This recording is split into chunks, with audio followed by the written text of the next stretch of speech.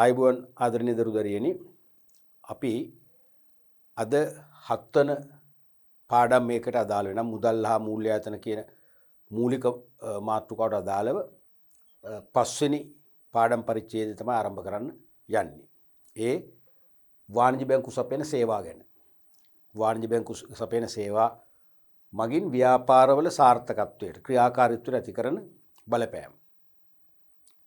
හොඳට අහගන්න ඕගොල්ලෝ දැන් බැංකු ඒකකයේ තුල තියෙන වටිනාම පරිච්ඡේදයක් තමයි අපි මේ අද කතා කරන්නේ. තේරුණාද? දැන් බැංකු ඒකකයේ විවිධ මාතෘකා අපි කතා කරානේ. මහ බැංකුව ගැන කතා කරා. මහ බැංකුව කොච්චර මහ බැංකුව වුණත් ඒකෙන් සෑම වසරකම අකණ්ඩව ප්‍රශ්න අහන්නේ නැහැ. සමහර විට මහ බැංකුවෙන් අවුරුදු 2කට සැරයක් තමයි ප්‍රශ්නයක් වැටෙන්නේ. තේරුණාද? මූල්‍ය සමාගම් ගත්තොත් අවුරුදු 3-4කට සැරයක් වැටෙන්නේ. අපි කල්බදු සමාගම් ගැන කතා කරා. ඒත් ඒ වගේ. නමුත් වාණිජ්‍ය බැංකු සේවා නම් අනිවාර්යයෙන්ම සෑම අවුරුද්දකම අහනවා. ඒක ඔබට ඔප්පු කරගන්න පුළුවන්. ඕනනම් පේපර්ස් අතේ නැත්තම් net එකට ගිහලා බලන්න. net එකේ තියෙනවා අවුරුදු 10ක 20ක 30ක උනත් පේපර්ස් හැම අවුරුද්දෙම අහනවා.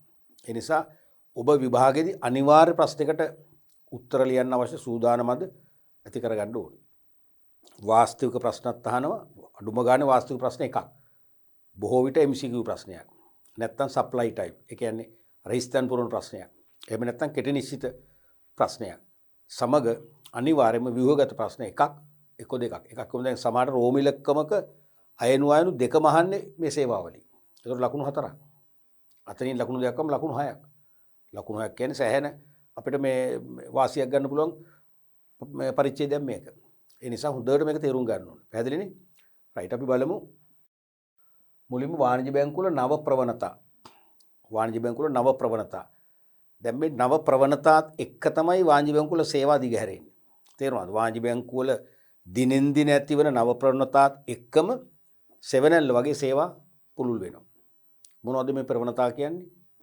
පෙරට වඩා වෙනස් වී තව දුරටත් වර්ධනය වෙන තත්ත්වයන්. පෙරට වඩා වෙනස් වී එන්නම තවත් ඒක වැඩි දියුණු වෙනවා නම් ඒක තමයි ප්‍රවණතාවක් කියන්නේ.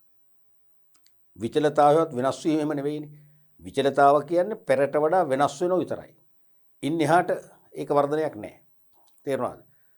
දැන් උදාහරණයක් වශයෙන් කාන්තාවන් රැකියාවලට එන ප්‍රවණතාවක් තියෙනවා කියලා අපි කියනවානේ. ඉන් අදහස් කරන්නේ කාන්තාව එන්නම පිරිමි පක්ෂය වගේම වැඩිපුර රැකියාව අවස්ථා හොයනවා. රැකියාව අවස්ථා වලට අවතීර්ණ වෙනවා. ඒක හෙටත් එහෙමයි අනාගතයටත් එහෙමයි. තේරුණාද? එන්නෙන්න වර්ධනය වෙනවා. ඒ වගේ බැංකුවලත් අලුත් වෙන තත්ත්වයන් තියෙනවා. නොතිබුණු අලුත් තත්ත්වයන්. ඒ අලුත් තත්ත්වයන් එන්නෙන්නම ඉස්සරහට වැඩි වෙනවා. එවැනි ප්‍රවණතා කීපයක් තමයි කතා කරන්නේ. පළවෙනි එක තමයි මිනි බැංකු සේවා. මිනි බැංකින් සර්විසස්. මේ මිනි කියන්නේ කුඩා කියන එකනේ. මිනි කියන්නේ කුඩා. මිනි බැංකු සේවා කියන්නේ කුඩා බැංකු ඒකකයකින් ලබා දෙන සේවා. කුඩා බැංකු ඒකකයකින් ලබා දෙන සේවා. දැන් ප්‍රධාන නගරයක තියෙන ප්‍රධාන ශාඛාවකින් සපයන සියලුම සේවා ලැබෙන්නේ නැහැ. තේරුණාද? ඒ ප්‍රධාන නගරයක තියෙන ශාඛාවකින්ම පාලනය කරන ඒක ඉංග්‍රීසියෙන් කියනවා බැංක් අවුට්ලට් එකක් කියලා. නැත්තම් බැංකු කවුන්ටරයක්. කවුන්ටරයක් විවෘත කරලා ඒ කවුන්ටරේ හරහා සාමාන්‍යයෙන් එදිනෙදා රටේ ජනතාවට නිතර බැංකු සමග සම්බන්ධ වෙලා ලබාගත යුතු සේවා තියෙනවා. නිතර ලබා ගන්න සේවා. උදාහරණයක් වශයෙන් ගිණුම් වලට සල්ලි දානවා. සල්ලි තන්පත් කරනවා. තේරුණාද? ඒ වගේම තමන්ගේ සේවා බිල්පත් ගෙවනවා. ඒව ඕනම කෙනෙක් කරන ඒවා. අන්න ඒ වගේ පොදුවේ රටේ පුරවැසියන්ට පොදුවේ නිතර ලබන්න අවශ්‍ය සේවා කීපයක් තමයි මේකෙන් මේ කවුන්ටරෙන් ලබා දෙන්නේ. ඒතර මේ කවුන්ටර් විවෘත කරන්නේ ජනාකීර්ණ ස්ථානවල. දැන් ජන ශූන්‍ය ස්ථානයක මේ වගේ කවුන්ටරයක් විවෘත කරලා ඒකට බැංකු සේවකයෙක් හෝ කීප දෙනෙක් පත් කරලා ඒගොල්ලන්ට වැටුප් ගෙවලා පිරිවැයක් දරන එකේ තේරුමක් නැහැ සේවා ලබා ගන්න ගණදුණු කරුවෝ නැත්තම්. මොකද සේවා ලබා ගන්න ගණදුණු කරුවෝ නැහැ කියන්නේ ඒ බැංකු කවුන්ටරේ නඩත්තු කරන්න දරන පිරිවැය අපරාධයක් වෙනවා. ඒ නිසා දාන්නෙම ජන ශූන්‍ය ස්ථානවල නෙවෙයි ජන අධික ස්ථානවලයි. පැහැදිලිද? උදාහරණයක් වශයෙන් සුපිරි වෙළෙන්සැල්, පාසල්, විශ්වවිද්‍යාල, රාජ්‍ය ආයතන තුල විශේෂිත බැංකු කවුන්ටරයක් තුලින් ඇතැම් බැංකු සේවා සපයනවා. දැන් ඔබ දකිනවා කොළඹ ඇතුළු ලංකාවේ ප්‍රධාන නගරවල තියෙන බොහෝ සුපිරි වෙළඳසැල් තුල එක් වාණිජ බැංකු මගින් බැංකු කවුන්ටරයක් විවෘත කරනවා. දැන් මම දැකපු සහ මතක හැටියට සාමාන්‍ය ලංකාවේ එක නගරයක තියෙන එක සුපිරි වෙළඳසැලක තියෙන එක බැංකුවක අවුට්ලට් එකක් විතරයි. නමුත් පිටරටවල අපි දැක්කා එකම සුපිරි වෙළඳසැලේ බැංකු 6-7ක අවුට්ලට් තියෙනවා. ඒ කියන්නේ Taman කැමති ශාඛාවකින් ගිහිල්ලා සේවාව ලබන්න. තේරෙනවද? අපේ රටේ එච්චරම නැහැ නමුත් සාමාන්‍යයෙන් එක බැංකුවක හරි අවුට්ලට් එකක් මේ සුපර් මාකට් වල තියෙනවා. පහසුයිනේ දරුවනේ. අපි සුපර් මාකට් එකට යන්නේ අපේ නිවස කින කුටුම්බයට අවශ්‍ය එදිනෙදා අත්‍යවශ්‍ය ද්‍රව්‍ය ගන්න යන්නේ. අපි කාර්යබහුලයිනේ. ඔබත් මමත් අපි හැමෝම මේ ගෝලීයකරණය වූ ලෝකේ ජීවත් වෙන අවසෙන් හරිම කාර්යබහුලයි. අපිට අත්‍යවශ්‍ය පාරිභෝගික භාණ්ඩ ගන්න සුපිරි වෙළඳසැලට සේවා බිල්පත් ගෙවන්න ටෙලිකොම් සමාගමේ ටෙලිෂොප් වලට එහෙම නැත්නම් වෝටර් බෝඩ් එකේ මේ අවුට්ලට් එකට එහෙම තැන් තැන් වල දුවන්න අපිට වෙලාවක් නැහැ. අපි සුපිරි වෙළඳසැලට ආව අත්‍යවශ්‍ය පාරිභෝගික භාණ්ඩ වලදී ගත්තා. අපේ සේවා බිල්පත් එක එතනින්ම ගෙවුවම වැඩ දෙකම ඉවරයි. ඒ කියන්නේ එක ගමනකට ඇවිල්ලා අපි වැඩ දෙකක් තුනක් කරගන්නවා. කාලය තුරුයි. තේරෙනවද? ඊළඟට අපේ කරන්ට් account එක මත අපි චෙක්පත් කීපයක් අන කරලා තියෙනවා. හෙට චෙක්පත් දෙකක් එනවා. අනිද්දා තව චෙක් එකක් එනවා. ඒවට සල්ලි නැහැ account එකේ. දැන් සල්ලි දාන්න ඕන අද. එහෙනම් අපි සුපිරි වෙළඳසැලට ගිහපු ගමන් ඒ සල්ලි ටිකත් අපිට පුළුවන් අපේ කරන්ට් account එකට බැර කරලා එන්න. නැත්නම් ඉතිරි කිරි මේ ගිණුමට සල්ලි දාලා එන්න පුළුවන්. ඒ වගේම ඔයගොල්ලන්ගේ විභාග ගාස්තු බඳින්න තියෙනවා නම් විභාග ගාස්තුත් එතනින්ම ගෙවලා එන්න පුළුවන්. තේරුණාද? ඒ නිසා සුපිරි වෙළඳසැල් වල තියෙන අවුට්ලට් එක අතිශය වැදගත්. අපේ කාලේ නාස්ති නොකර අපට අවශ්‍ය සේවා ලබා ගන්න. ඊළඟට පාසල් වල තියෙනවා. මතකනේ පාසල් වල මහජන බැංකුව, ලංකා බැංකුව, විශේෂයෙන්ම රාජ්‍ය බැංකුව වලින් සම්පත් බැංකුව මම දැකලා තියෙනවා දාලා තියෙනවා.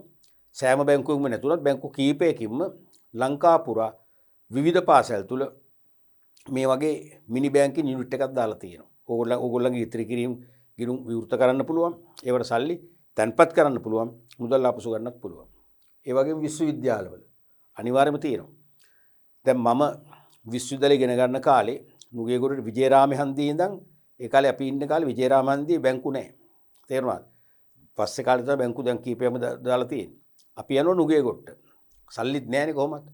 අපි විජේරාම හන්දියේ ඉඳන් නුගේගොඩට කිලෝමීටර් 2-3ක් පයින් යනවා. ඒ විභාග අසු බදලා ඉන්නේ. ආයෙත් එද්දිත් පයින් එනවා. දැන් ඒ දුක ඕගොල්ලන්ට නැහැනේ. ඕගොල්ලෝ වාසනාවන්තයි. ඕගොල්ලෝ ජයවර්ධනපුර වේවා, කොළඹ විශ්වවිද්‍යාලයේ වේවා, රුහුණ වේවා, පේරාදෙණිය වේවා, කොහේ ගියත් විශ්වවිද්‍යාල පරිශ්‍රය තුලම තියෙනවා. අනේ ඒවා තියෙනවා කීපයක්. මහජන බැංකුවෙන් තියෙනවා, කමර්ෂල් බැංකුවෙන් තියෙනවා කීපයක්ම තියෙන අවුට්ලට්. තේරෙනවද? මිනි බැංකු සේවා. පහසුයි. ඊළඟට රාජ්‍ය ආයතන තුල. දැන් හැම රාජ්‍ය ආයතනකම නොවේ. මහජනයා නිතර ගැවසෙන පුළුල් සේවා සපයන, පුළුල් මහජන සේවා සපයන රාජ්‍ය ආයතන. උදාහරණයක් වශයෙන් මම දැකපුවා කිව්වොත් දිස්ත්‍රික් ලේකම් කාර්යාලය. කොළඹ පිහිටි බොහොම කාර්යබහුල ස්ථානයක් මේ කොවිඩ් සංගත කාලේ දිස්ත්‍රික් ලේකම් කාර්යාලය තුල තියෙනවා බැංකින් අවුට්ලට් එකක්. ඊට පස්සේ කොහෙද මේ පාස්පෝර්ට් කන්තරුව කියලා කියන්නේ ආගමන විගමන දෙපාර්තමේන්තුවේ තියෙනවා බැංකු කීපයක්ම අවුට්ලට් දාලා නේ. අන්න ඒ වගේ මිනිස්සු වැඩිපුර කාර්යබහුල ලෙස ගැවසෙන ස්ථානවල ඒ මිනිස්සුන්ට එදිනෙදා අත්‍යවශ්‍ය බැංකු සේවා සපයන්න විවෘත කරපු බැංකු කවුන්ටරයක් නැත්නම් බැංකු අවුට්ලට් එකක් තමයි මිනි බැංකු සේවා කියන්නේ. නැත්නම් එවැනි කවුන්ටරයක් මගින් එවැනි අවුට්ලට් එකක් මගින් සපයන බැංකු සේවාවට අපි කියනවා මිනි බැංකු සේවා කියලා. ඒක තව ඉස්සරහට එන්න මොකද වෙන්නේ? වැඩි වෙනවා. අඩු වෙන්නේ නැහැ. තවත් බැංකු ඒ වගේ තැන් හොයාගෙන ගිහිල්ලා අවුට්ලට් දායි. තේරෙනවද? ඊළඟට ඒකීය බැංකු සේවා. නැත්නම් යුනි බැංකු සේවා. යුනි බැංකින් සර්විස් කියන එකම තමයි ඔය ඉංග්‍රීසි සිංහලෙන් කියන්නේ යුනි බැංකු සේවා කියලා. නැත්නම් කේන්ද්‍රගත බැංකු ජාල. කේන්ද්‍රගත බැංකු ජාලය කියන්නේ centralized banking network. මේකටම අපිට කියන්න පුළුවන් මධ්‍යගත බැංකු ජාල කියලා. මධ්‍යගත බැංකු ජාල. ඒත් හරි. මධ්‍යගත බැංකු ජාල කියන්නේ මේකමයි. ඒත් ප්‍රශ්නයක් නෑ. මේ කියන්නේ එක් බැංකුවකට අයත් ශාඛා සියල්ලම එකට ඒකාබද්ධ කිරීමත් ඒ වගේම බැංකු අතරත් ඒකාබද්ධතාවයක් ඇති කිරීම. තේරුණාද? එක්කෝ අපිට ලියන්න පුළුවන් අන්තර්ජාලය ඔස්සේ. නැත්නම් sannivedana හා පරිගණක තාක්ෂණ ඔස්සේ. දෙකෙන් කැමති එකක් Tamanට හුරු එකක් කියන්න පුළුවන්. එක්කෝ කෙනෙකුට ලියන්න පුළුවන් අන්තර්ජාලය ඔස්සේ නැත්නම් sannivedana හා පරිගණක තාක්ෂණය ඔස්සේ නැත්නම් පරිගණක හා sannivedana තාක්ෂණය ඔස්සේ බැංකු හා බැංකු ශාඛා එකට ඒකාබද්ධ කර බැංකු සේවා ලබා දීම තමයි යුනි බැංකු සේවය නැත්නම් ඒකී බැංකු සේවය නැත්නම් කේන්ද්‍රගත බැංකු ජාලයක් කියලා කියන්නේ. පැහැදිලිද? දැන් මම මේ කියන කතාව ඔබ පිළිගන්න එකකුත් නැහැ සමහර විට. මොකද ඔබ මේ රටේ ඉපදෙනකොටම උපන්දා ඉඳන් අද වෙනකන් දැක්කේ මේ දැන් පවතින තත්ත්වයනේ. මං කියන්නේ ඊට එහා තත්ත්වය. දැන්ට අවුරුදු 20කට වගේ උඩදී. 20ක් වෙනකොට ඔයගොල්ලෝ මං හිතන්නේ එන්න හිතලා නැහැ මෙහෙට නේද? 20කට වගේ උඩදී වෙනකම්ම ලංකාවේ අපි යම් ශාඛාවක ගිණුමක් විවෘත කරලා එම බැංකු ශාඛාවේ ගනුදෙනුකරුවෙක් බවට පත් වුණාම අපිට බොහෝ බැංකු සේවා ලබා ගන්න එම ශාඛාවටම පියන ගන්න ඕනේ. වෙන ශාඛාවලින් කරන්න බෑ. උදාහරණයක් වශයෙන් අපි හිතමු මහනුවර මහජන බැංකුවේ මහනුවර මහජන බැංකු ශාඛාව තුල ඔබ කරන්ට් account එකක් ඕපන් කරනවා හිතන්න. මහනුවර මහජන බැංකුව ඇතුලේ ඔබ ජංගම ගිණුමක් විවෘත කරලා සල්ලි තැන්පත් කරලා චෙක් පොතක් ලබා ගන්න. ඊට පස්සේ ඔබ චෙක් පත් මගින් ගනුදෙනු කරනවා. මට ඔබෙන් යම් මුදලක් ලැබෙන්න තියෙනවා. මම ඔබ වෙනුවෙන් කරපු භාණ්ඩෝ සේවා සැපයුමක් වෙනුවෙන්. හරිද? ඔබ මට අහඹු ලෙස කතරගම ගිහපු වෙලාවක මුණ ගැහෙනවා. ඔබට මතක් වෙනවා ඒ මුදල් මට දෙන්න ඕන කියලා. ඔබලගේ චෙක් පොත තියෙනවා. ඔබ චෙක් එකක් අන කරලා දෙනවා. හිතන රුපියල් 50000ක් කියලා. 50000ක චෙක් එකක් මට අන කරලා දෙනවා. මට බැංකුවෙන් ගන්න. දැන්ට අවුරුදු 20කට උඩදී නම් තේරෙනවද? බැංකු කවුන්ටරයෙන් සල්ලි ගන්න ඕන නම් මම තකහණියක් කතරගම සිට ඔබේ ගිණුම තියෙන ශාඛාවන මහනුවර ශාඛාවට යන්න ඕනේ. වෙන විකල්ප නැහැ. මොකද ඒ කාලේ ශාඛා ඒකාබද්ධ කරලා නැහැ. තේරුණාද? කේන්ද්‍රගත කරලා නැහැ. එතකොට බලන්න අපි කතරගම ඉඳන් තකහණියක් අපේ සියලු රාජකාරී නතර කරලා තේරුණාද? දුෂ්කර ගමනක් ගෙවාගෙන යන්න ඕන නුවර. එහෙම නැත්නම් කතරගම මගේ account එක තියෙන බැංකුව කමර්ෂල් බැංකුව කියමුකෝ. කමර්ෂල් බැංකුවට චෙක් එක බාර දෙනවා මගේ ගිණුමට රැස් කරන්න කියලා. ඒතර කමර්ෂල් බැංකුවක මුලින්ම එවනවා ඒගොල්ලන්ගේ හෙඩ් ඔෆිස් එකට ප්‍රධාන කාර්යාලයට. ප්‍රධාන කාර්යාලයෙන් යවනවා කොළඹ මහ බැංකු නිෂ්කාශනාගාරයට. නිෂ්කාශනය කියන ක්‍රියාවලිය එතනදී සිදු වෙනවා රාත්‍රී කාලේ අපි ඒක ඉදි කතා කරනවා. කරලා ඊට පස්සෙන්ද උදේ තමයි යවන්නේ කොහටද මේ කතරගම ශාඛාවට. ඕක වෙන්න සමහරට දවස් 3ක් 4ක් 5කුත් යනවා. අන්නේ දවස් 3 4ක් 5ක් ගියාම තමයි මට මගේ account එකට සල්ලි වැටෙන්නේ. ඒ කාලේ. මිසක එදාම සල්ලි ගන්න ක්‍රමයක් නැහැ. නමුත් අද සම්පූර්ණ තත්ත්ව වෙනස්. මට කතරගමදී ඔබ චෙක් එක දුන්නම මට මහනුවර ගැන හිතන්න ඕනේ නැහැ. කතරගමක් තියෙන ඔබේ බැංකුවේ ශාඛාවක්. මොකද්ද මහජන බැංකු ශාඛාවක් තියෙනවා. තේරෙනවද? එහෙනම් මට කතරගම මහජන බැංකු ශාඛාවට ගිහිල්ලා සල්ලි කරගන්න පුළුවන්. හේතුව කරන්ට් account එකක් ඕපන් කරනකොට ඒ බැංකු ශාඛාවට ඔබ දෙනවා ආදර්ශ අත්සන් කාඩ් පත්‍රය කියලා එකක්. ආදර්ශ අත්සන් කාඩ් පත්‍රය කියන්නේ අත්සන් කාඩ් එකක් තියෙනවා. ඒක ඔබ ගිණුම විවෘත කිරීමේදී ඔබේ ආදර්ශ අත්සන තබන්න ඕනේ. ඒ අත්සන ගිණුම පවතින තුරු ඔබ චෙක් පත් වලට ඒකාකාරීව පාවිච්චි කරන්න ඕනේ. වෙනද ශාඛා ඒකාබද්ධ නැහැනි.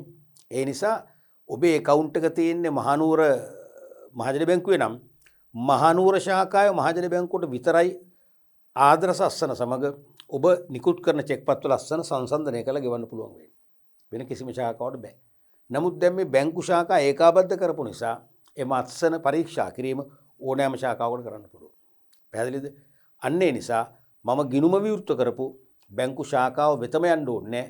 මගේ බැංකුවේ ඕනෑම ශාඛාවකින් මට අවශ්‍ය බැංකු සේවා ලබන්න පුළුවන්. ඒක තමයි යුනි බැංකු සේවය නැත්නම් ඒකී බැංකු සේවය කියන්නේ. හරිනේ? අන්තර්ජාලය එහෙම නැත්නම් පරිගණක හා sannivedana තාක්ෂණ සුකමන්නේ. අන්තර්ජාලය ඔස්සේ බැංකු හා බැංකු ශාඛා ඒකාබද්ධ කර බැංකු සේවා ලබා දී. අන්තර්ජාලය ඔස්සේ බැංකු හා බැංකු ශාඛා බැංකුත් ඒ වගේම ශාඛාත් ඒකාබද්ධ කරපු ඒ කියන්නේ සියලු බැංකු හා ශාඛා තනි බැංකුවක් one bank තේරෙනවද? තනි බැංකුවක් කරපු තත්ත්වය තමයි මේ කියන්නේ. ඒ නිසා ගනුදෙනුකරුවන්ට පහසු ස්ථානයකින් පහසු වේලාවකදී කැමැති ශාඛාවකින් ගනුදෙනු කරන්න පුළුවන්.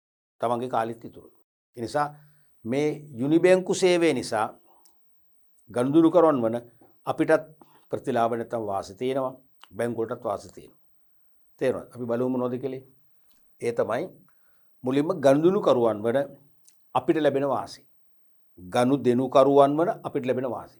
පළවෙනි එක තමයි පහසු ශාඛාවකින් ගනුදෙනු කරන්න පුළුවන්. පහසු ශාඛාවකින් ගනුදෙනු කරන්න පුළුවන්. අපි හිතමු අපි පික්නික් එකක් යනවා කියලා. නැත්නම් විනෝද චාරිකාවක් යනවා කියන්නකෝ.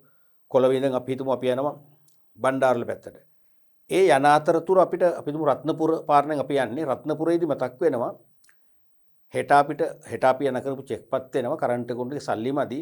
කරන්ට් එකට රුපියල් ලක්ෂයක් විතර දාන්න ඕනේ. දැන් අපේ අතේ සල්ලි තියෙනවා. මොකද කරන්නේ? බලනවා රත්නපුරේ අදාළ බැංකුවේ බ්‍රාන්ච් එක. ඒකේ පොලිම. එහෙම නැත්නම් ඒක තාම විවෘත කරලා නැහැ. එතන බලන් ඉන්න ඕන අපි යනවා.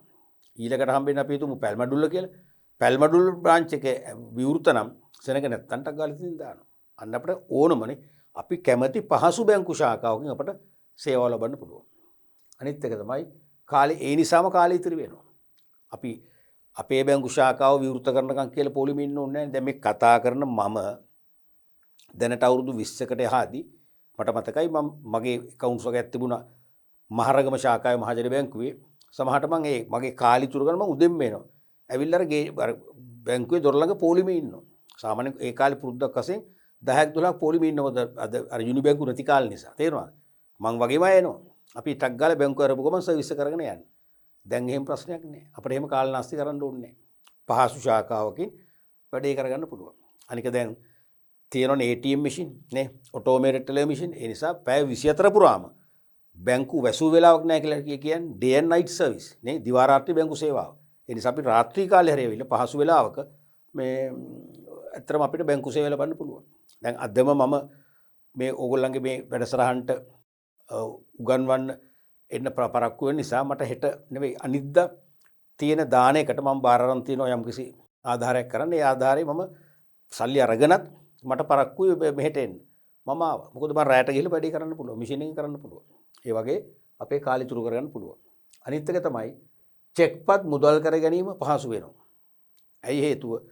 චෙක්පත නිකුත් කළ බැංකුව අපි පස්සේ ඉගෙන ගන්නවා අනලත් බැංකුව කියලා. තේරුණාද? ඒ චෙක්පත නිකුත් කළ හේවත් අනලත් බැංකු ශාඛාවටම යන්න ඕනේ. අපිට ඕනෑම බ්‍රාන්ච් එකකින් කැෂ් කරගන්න පුළුවන් පහසු වෙන නිසා. ඊළඟට කාර්යක්ෂම සේවාවක් හිමි වෙනවා. මේ නිසා බැංකුවල කටයුතු ලිහිල් වෙනවනේ. බැංකුවල මොකද එකම ශාඛාවකට සීලුම නැත්නම් යම් ශාඛාවක ගිණුම් විවෘත කරලා ගනුදෙනුකරුවන් බවට පත් වෙච්ච ගනුදෙනුකරු සියලු දෙනාම එම ශාඛාවටම රොක් වෙන්නේ නැහනේ. ඒ නිසා කස්ටමර්ස්ලා බෙදලා යනවා. ඒ නිසා බැංකුවල තදබදේ අඩු වෙනවා. බැංකු සේවකයන්ගේ කටයුතු ලිහිල් වෙනවා. තේරෙනවද? ඒ ලිහිල් වුණාම පෙරට වඩා හොඳ සේවාවක්, ගුණාත්මක සේවාවක්, කාර්යක්ෂම සේවාවක් අපට ලබා ගන්න ඒ නිසා හැකියාව ලැබෙනවා. ඒ වගේ මිනි බැංකු සේවය නිසා අපිට වාසි කීපයක් ලැබෙනවා. ඒ වගේමයි බැංකුවෙතත් ලැබෙනවා. බැංකුවෙතත් සේවා ලැබෙනවා. පහසුකම් ලැබෙනවා. නැත්නම් ප්‍රතිලාභ ලැබෙනවා. එකක් තමයි බැංකු කටයුතු පහසු වෙනවා. ඇයි? තදබදයක් නැහැනේ. විශාල ගනුදෙනුකරුවන් පිරිසක් එකම ශාඛාවට එක්රොක් වෙලා සේවා ලබන්නේ නැහැ. ඒ නිසා බැංකු කටයුතුත් පහසු වෙනවා. නිදැල්ලේ හොඳට සූක්ෂම ලෙස, නිවැරදි ලෙස සංයමයෙන් තමන්ගේ ගනුදෙනුකරුවට ආචාරශීලී ලෙස සේවාවක් සපයන්න හොඳම වෙලාව තියෙනවා. දෙවෙනි එක තමයි ලිපි ලේඛන භාවිතයත් අඩු කරගන්න පුළුවන්. ලිපි ලේඛන භාවිතයත් මේ නිසා අඩු කරගන්න පුළුවන්. මොකද පරිගණකගත බැංකු සේවයනේ දැන් තියෙන්නේ. සියලුම ගනුදෙනු පරිගණකයෙන් තමයි සම්බන්ධ කරන්නේ. තේරෙනවද? ලිපි ලේඛන භාවිතයත් අඩු කරගන්න පුළුවන්. උදාහරණයක් වශයෙන් ඉතිරි කිරීමේ ගිණුමකින් සල්ලි ගන්න අපේ මතයක් තියෙනවා ඉතිරි කිරීමේ පාස් පොතත් බැංකුවට අරන් යනවා කියලා. එහෙම එකක් නැහැ. දැන් එහෙම එකක් නැහැ. ඒකී බැංකු සේවාව ඇති කිරීමේදීම පරිගණක ඔස්සේ බැංකුව එකට එකතු වෙලා තියෙනවා. ඒ නිසා පරිගණකයේ ඔස්සේ අපේ ගිණුමේ සල්ලි තියෙනවද කියලා චෙක් කරන්න පුළුවන්. චෙක් කරලා අපිට ගෙවන්න පුළුවන්. තේරෙනවද? තව මාස දෙකකින් හරි අවුරුද්දකින් හරි ගිහිල්ලා පහසු වෙලාවක අපි පාස්පෝර්ත දීලා ඒක අප්ඩේට් කරගන්න පුළුවන්. යාවත් කාලේ කරගන්න පුළුවන්. ඒත් එක්ක අපි මුදල් ආපසු ගැනීමේ හරතුණ්ඩුවක් සම්පූර්ණ කරලා ජාතික හැඳුනුම්පත ඉදිරිපත් කිරීම සැරින් සල්ලි ගන්න පුළුවන්. ලිපි ලේඛන භාවිතය අඩු වෙනවා. අනිත් එක වැඩි වේලාවක් බැංකු සේවා ලබා දෙන්න පුළුවන්. දැන් බැංකුවල වැඩ කටයුතු ලිහිල් වෙනවා කියන්නේ බැංකු සේවකයින්ට වෙනද පැය 5ක් වැඩ කරා නම් දැන් පැය 8ක් වැඩ කරන්න පුළුවන්. පැය 10ක් වැඩ කරන්න පුළුවන්. හවස 3ට වහන බැංකුව 5ට වහන්න පුළුවන්. 5ට වහන ශාඛාව 8 වෙනකන් විවෘත කරන්න පුළුවන්. තේරුණාද? හේතුව ඒ බැංකුවල කටයුතු ලිහිල් වෙච්ච නිසා. බැංකුවලට පුළුවන්කම ලැබෙනවා වැඩි වේලාවක් තමන්ගේ ගනුදෙනුකරුවන්ට සේවා සපයන්න. වැඩි වේලාවක් සේවා සපයන්න සිදුවීම ලැබීමත් වාසියක්. දැන් අපිට එක ළමයෙකුට උගන්වනවට වඩා මේ DP අධ්‍යාපන වැඩසටහන් තුළින් රට පුරා ලක්ෂ ගානකට එකවර උගන්වන්න ලැබීමත් මොකද්ද? වාසියක් නේ. ඒ වගේ අනික ගනුදෙනුකරුවන් සංඛ්‍යාවත් ඉහළ යනවා. මොකද වඩා ආචාරශීලී සේවාවක්, නිවැරදි සේවාවක්, කාර්යක්ෂම සේවාවක්, පහසු සේවාවක් නේ. අද අපිට ගිණුම විවෘත කර ශාඛාවම කියලා නීතියක් නැහැනේ. පහසු ශාඛාවකින් අපිට සර්විස් එක දෙනවා. ඒ නිසාම ගනුදෙනුකරුවෝ තෘප්තිමත් වෙනවා. තව තවත් බැංකු වලට එන ගනුදෙනුකරු සංඛ්‍යාව ඉහළ යනවා. මොකද අපි පැරණි ගනුදෙනුකරුවන් වශයෙන් අපෙන් කියවෙනෝ නම් අපි සමීපව ඇසුරු කරන අයට බැංකු කියන්නේත් මහා වදයක්, හරි රස්තියාදුවක් වෙන්න ඕන ගිහිල්ලා එහෙම කියවුනොත් මොකද වෙන්නේ? අර ඔයගොල්ලන්ට බැංකු දැන් ඒගොල්ලෝ විභව ගනුදෙනුකරුවෝ බැංකු සේවාව ලබන්න නුදුරු අනාගතේ එන්න කැමැත්තෙන් පසු වෙන අය. අර වගේ අපේ මුවින් ඒ කියන්නේ ඍණාත්මක ආකල්පයක් එළියට ගියොත් මොකද වෙන්නේ? අරගොල්ලෝ බැංකුත් එක සේවා ලබන්න ඉන්නේ නැහැ. ඒ නිසා දැන් එහෙම ප්‍රශ්නයක් වෙන්නේ නැහැ. එහෙම දේවල් අපෙන් කියවෙන්නේ නැහැ. ඒ නිසා අනිවාර්යයෙන්ම තමන්ගේ ගනුදෙනුකරු සංඛ්‍යාව වැඩි වෙනවා. ඒ කියන්නේ බැංකුවේ පිරිවැටුම සහ ලාභ අනිවාර්යයෙන්ම ඉහළ යනවා. ඔය වගේ දෙපැත්තටම වාසි තියෙනවා. පැහැදිලිනේ? ඊළඟට ප්‍රවණතාවල තුන්වන ප්‍රවණතාව බැංකු නැත්තම් ශාඛා රහිතව ATM යන්ට මගින් බැංකු සේවා ලබා දීම. ඒකත් ප්‍රවණතාවක් නේද? අපි කියන්නේ බ්‍රාන්ච්ලස් සර්විස් කියලා නේ. බ්‍රාන්ච්ලස් සර්විස් කියන්නේ බැංකුවක් හෝ ශාඛාවක් නැතුව බැංකු සේවා සපයනවා. කොහොමද? 이르දි බලෙන්ද නැහැ. ATM යන්ට හරහා. ඔටෝමේටඩ් ටෙලර් මැෂින් හරහා. ඔබ දන්නවා බැංකු ශාඛාවක් තිබුණත් බැංකු ශාඛාව ඉදිරිපිට හෝ ඒ බැංකු ශාඛාවේ වැරන්ඩ එක තුල සුරක්ෂිත තැනක ATM එකට තියෙන්න පුළුවන්. බැංකු ශාඛා නැති තැන්වලත් තියෙනවා. බලන්න දැකලා තියෙනවා. තේරුණාද? ඒ කියන්නේ ජනාකීර්ණ මාවතක වාහන එහෙම නතර කරන්න පුළුවන් පහසු තැනක හැමෝටම ප්‍රදර්ශන වෙන්න පුංචි මැදිරියක් හදලා ඒ මැදිරියේ ATM මැෂින් එකක් දාලා තියෙනවා. ප්‍රයිවට් හොස්පිටල් එකක් ඇතුලේ, ගවර්න්මන්ට් හොස්පිටල් එකක් ඇතුලේ දාලා තියෙනවා. ඒ නිසා ඒවත් අද ප්‍රවණතාව. මේ වගේ ස්වයංක්‍රීය ටෙලරයන්ට තව තවත් ඉස්සරහට ඒ වගේ ජනාකීර්ණ ස්ථානවල හෝ බැංකු ශාඛාවේ හෝ ස්ථානගත කිරීම අඩු වෙන්නේ නැහැ, වැඩි වෙනවා. එනම් ප්‍රවණතාවක්. ඔබ දැකලා ඇති ඔබේ නගරේ ඔබට හුරු පුරුදු බැංකුවක් හිතන්නකෝ, ඕනම බැංකුවක්. ඔබේ හුරු පුරුදු නගරේ තියෙන බැංකුවේ ඔබ දැන්ට අවුරුදු 3-4කට පෙර දැක්ක එක ATM මැෂින් එකයි. දැන් ATM මැෂින් දෙකක් තියෙනවා. නැත්නම් තුනක් තියෙනවා. අනික ඔබ ඒ කාලේ දැක්කේ ATM මැෂින් සීමිත සේවා සපයන. දැන් පුළුල් සේවා සපයන. ඒ කියන්නේ මුදල් තැන්පත් කරන්නත් පුළුවන්, මුදල් ගන්නත් පුළුවන්. තේරුණාද? ඒ වගේ බහුකාර්ය කරනනේ. ඒ වගේ ඒ මගිනුත් මොකද වෙන්නේ? බැංකු සේවා අපිට පහසු ක්‍රමයකින් ලබා ගන්න අවස්ථා උදා වෙලා තියෙනවා. ඒවා එන්න තව වර්ධනය වෙනවා. තුන්වෙනි එක තමයි බිල්පත් ගෙවීම. රජයේ සුරකුම්පත් අලෙවිය, කොටස් අලෙවිය, භාණ්ඩ අලෙවිය, විශේෂයෙන්ම නත්තල් අවුරුදු සමයේදී ආදී බහු සේවා තුළින් සුපිරිවෙලෙන්සල් ලෙස ක්‍රියාත්මක වීම. දැන් බැංකු සුපර් මාකට් තත්ත්වයටපත් වෙලා. හරිනේද කතාව? එයි සුපිරිවෙලෙන්සලක් කියන්නේ එකම වහලක් යටින් පාරිභෝගිකයට අත්‍යවශ්‍ය සේවා රසක් සලසනවනේ. එළවලු ටික දෙනවා. වෙනත් ආහාර භාණ්ඩ සපයනවා. තේරුණාද? විවිධ බීම වර්ග අලෙවි කරනවා. මස් මාංශ අලෙවි කරනවා. ඒ වගේම පිරිත් පැන් වගේ මත්පැන් අලෙවි කරනවා. ඒ වගේම ෆාමසි එකෙන් ඖෂධ ටික අලෙවි කරනවා. තේරුණාද? බහුකාර්ය සේවා.